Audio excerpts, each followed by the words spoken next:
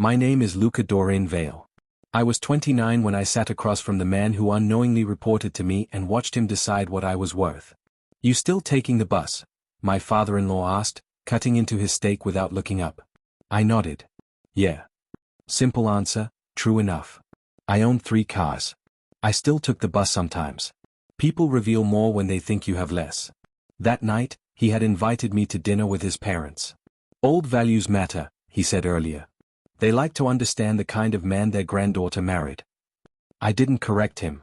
My wife sat beside me, quiet, not uncomfortable, just observant. She knew. Not everything, but enough to let this play out. The table was polished, expensive, the kind of place where even the silence felt rehearsed. Her grandfather watched me closely, not hostile, evaluating. What do you do, exactly? He asked. I help manage operations, I said. Not a lie, just incomplete. My father-in-law chuckled. He means he does admin work, paper pushing. A small laugh passed around the table, controlled, polite, measured. I smiled slightly, let it land, let them settle into it, because comfort makes people careless. Her grandmother leaned forward. And how do you plan to support a family like this? Like this? I glanced at my wife. She didn't interrupt, didn't defend, just watched me. I folded my hands calmly. I manage, I said. Another pause, another silent judgment passed between them. Then my father-in-law reached into his jacket, pulled out an envelope, slid it across the table toward me. Just in case managing isn't enough, he said. I looked down at it, didn't open it, didn't touch it, just watched it sit there. 2 minutes passed, no one spoke. Then I picked it up, opened it, read it once, then looked up and asked, is this how you test everyone, or just the ones you think are beneath you? No one answered immediately. That question wasn't part of their script. My father-in-law leaned back slightly, lips tightening. It's not a test, he said. It's an offer. I glanced down at the paper again, a contract, clean, formal, already signed by him. A family assistance agreement, monthly support, conditions attached, behavioral expectations, reporting structure. It wasn't help, it was control dressed in generosity. You'd be more comfortable, his father added, voice calm but firm. Men in your position usually are. My position. I almost smiled. My wife shifted slightly beside me, not in protest, in awareness. She knew what I was reading, maybe not the full weight of it, but enough to recognize the pattern. My father-in-law tapped the table once. You don't have to decide now. I looked up. I already have, I said. That caught him off guard. Good, he replied quickly. Then we can finalize. I'm not signing it. Silence, sharp this time, not polite. My mother-in-law frowned. You didn't even consider. I did, I interrupted. That's why I'm declining. My father-in-law's tone hardened. You should be careful with pride.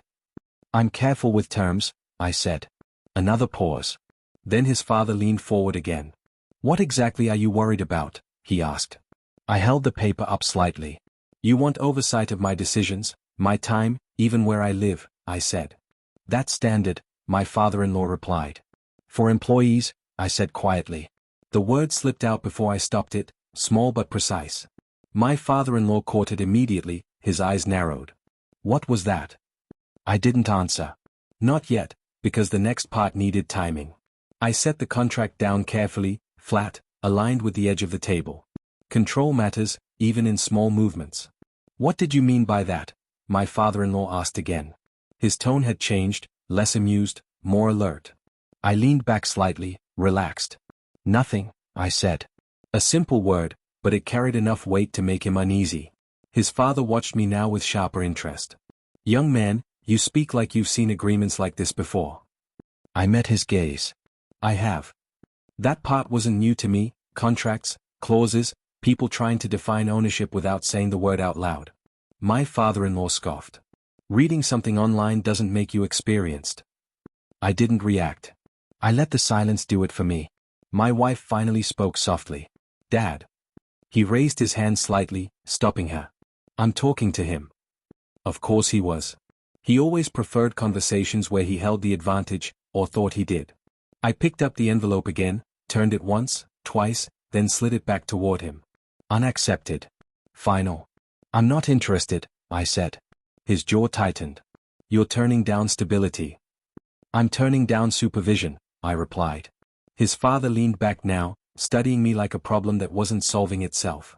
You're confident for someone with so little leverage, he said. There it was, leverage, the word that reveals everything. I nodded once.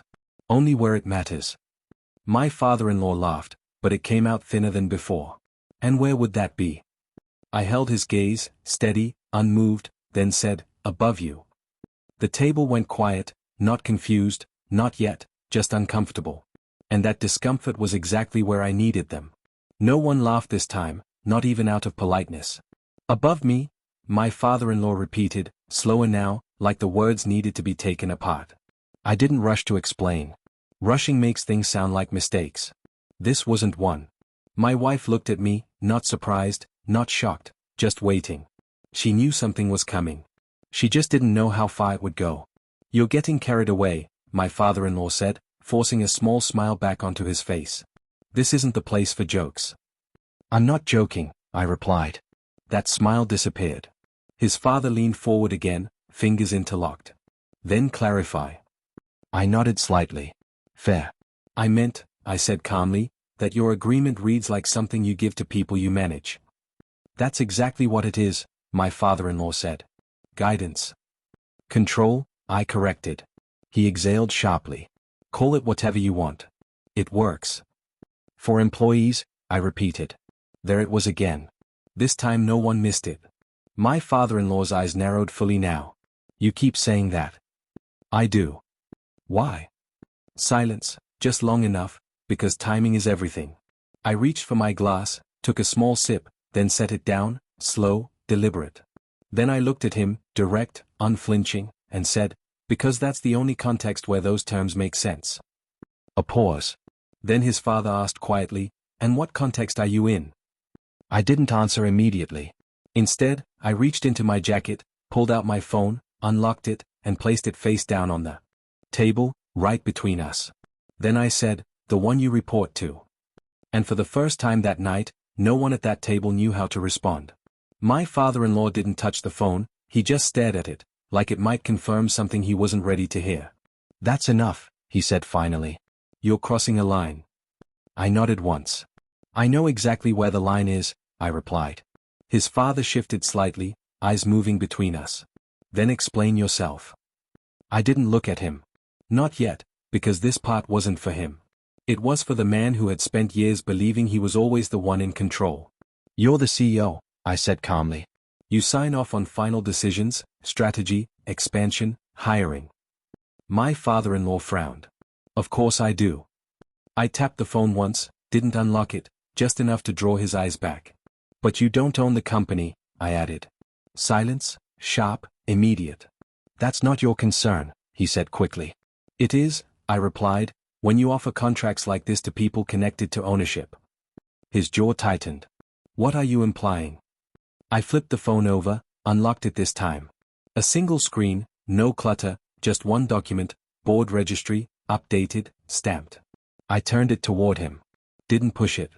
Just let him see. His eyes dropped to the name at the top, then lower to the controlling stake, then to mine. The color drained from his face slowly, not all at once, piece by piece. That's he started, but nothing followed. His father leaned in, trying to see. What is it? My father-in-law didn't answer. He couldn't. Because in that moment he wasn't the one explaining anymore. He was the one realizing, and I finally said it out loud, I own 51%. No one reached for the dessert menu. No one touched their glass.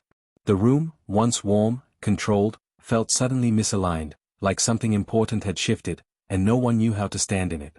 My father-in-law kept staring at the phone. 51% not majority by accident, by design. You're lying. He said finally, not loud, not angry, just unwilling. I shook my head once. Check your board updates. His fingers moved before his pride could stop them. Phone out, screen unlocked, a pause, then another. His expression didn't collapse. It tightened, which was worse. His father leaned closer. Well. My father-in-law didn't answer immediately, because the truth isn't loud when it arrives. It's quiet, precise, final. It updated this morning. He said, voice lower now. New controlling interest. My wife didn't speak. She just watched him, the same way she had watched me, patient, measured. My mother-in-law exhaled slowly. This doesn't change anything. I looked at her. It changes everything, I said. My father-in-law finally looked up at me, not above me, not past me, at me. For how long? He asked. 11 months.